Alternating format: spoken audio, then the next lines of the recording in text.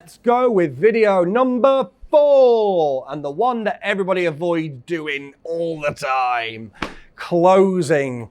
Now, the key to closing, I'm going to give you 3 things that you can work on today, which definitely will improve your conversion rate if you use them.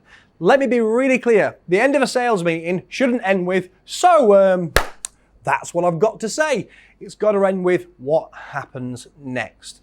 Now, just remember this. It's quite a pressure-filled situation at the end of a sales meeting.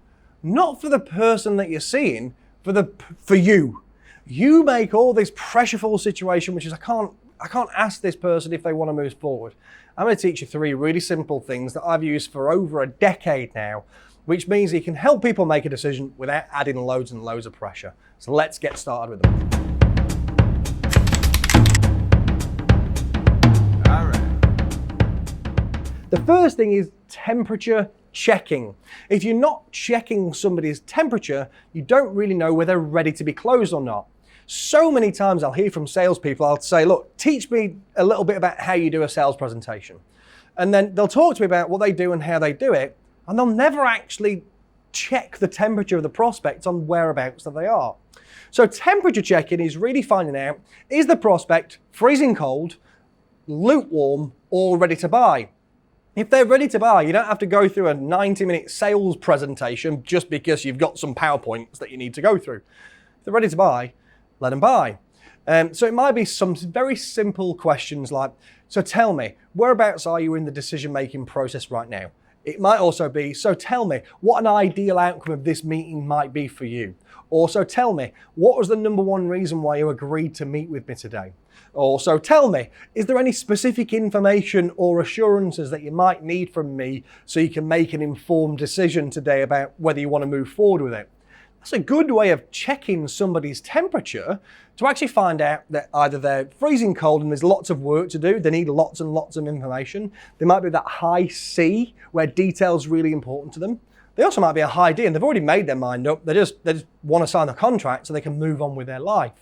If you're not testing the temperature, what you might do is rabble on to some people that are ready to purchase and actually change their mind through going through that process because they feel like you're not listening to them. The second thing that you've got to focus on is trial closing. Now, what I mean by trial closing is actually trialing out the close at some point in time. So it might be, so how did that fit with what you had in mind? So if we were going to get that out to you, is that something you'd like to take order of in the next month or so? That's basically trialing whether they're ready to purchase or not. Now, what tends to happen at those 2 stages, either you'll get an objection, which we covered last week how to overcome, or they'll give you a positive response like, yeah, I probably won't deliver in the next 30 days. Now, what they're telling you right now is they are ready to buy.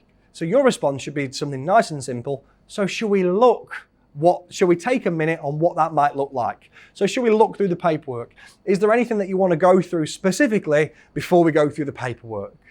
Okay, allow your prospects to purchase. Remember, if you're with them, that's why you're there. They're not there for fun. Nobody wants to waste time. We've all got the same amount and we've not got enough of it. They're definitely not having a meeting with you because they want to have a further 17 meetings just for fun. Some people are ready to purchase, so let them purchase. And the third thing that I want to cover is an assumptive close. How you can always assume the sale. If you've got to the end of a sales presentation and they've not put barriers up, there's been no objections, assume that they want to go forward.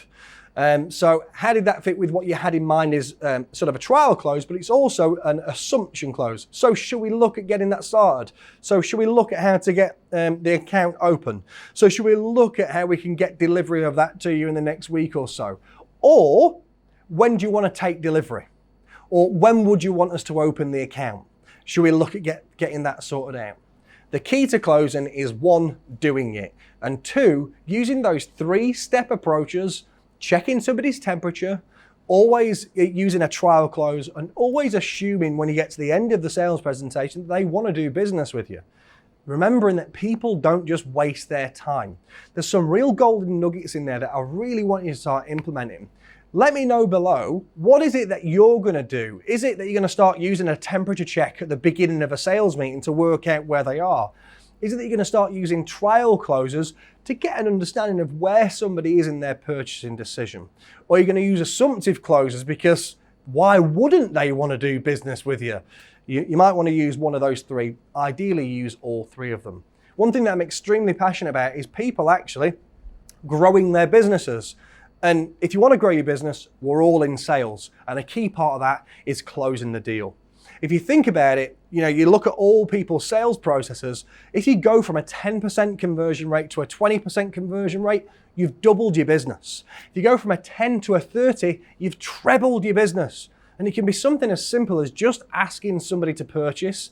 Now, if you do that and they give you an objection that they want some time, they want to look at some referrals or some testimonials, allow them to do it. But the rule in sales is always follow up. You must stay in control of the process. You don't have to stay in control of the person, but definitely be in control of the process. So if somebody wants to talk to a referee, they want to speak to someone that you've done business with, that's absolutely fine. That's a purchasing. They're telling you that they're interested in purchasing. But agree a defined follow-up action. Them calling you at some point in the future is not going to happen. So make sure that you agree a timeline. How long do you think it'll take you to speak to them?